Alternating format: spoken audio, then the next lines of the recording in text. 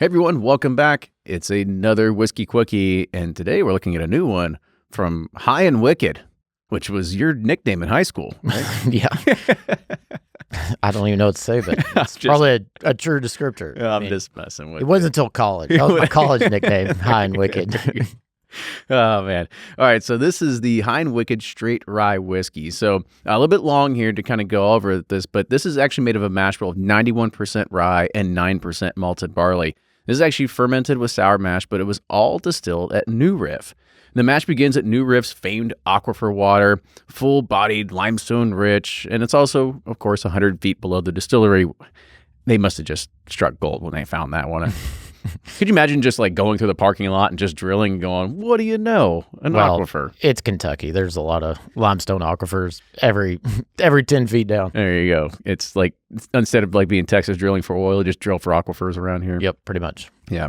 Then it travels through an all-copper distillation path, meaning that every point the mash is heated and contacting copper from the beer heater to the stills, condenser, piping, and everything in between. So this is aged a minimum of 5 years in seasoned medium toast number 4 char American white oak barrels from Independence Dave.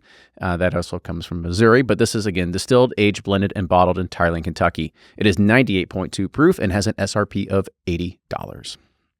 Man, I love how they really romanticize the coming copper. in the copper Yes. coming in, but it is true. I mean, coming in contact with copper makes it. That's why we all run the flex magic lines in our distillery. That's right. Yeah, pure PVC. Yeah, there we go. All right, on with the nose. Okay. It's very rye forward. I mean, there's a subtle hint of brown sugar, but it's a lot of baking spices, mintiness, herbal tea, a lot of typical rye profile nose. I get that sort of dill kind of thing that's going on there as well. But on with the taste. Tastes pretty good.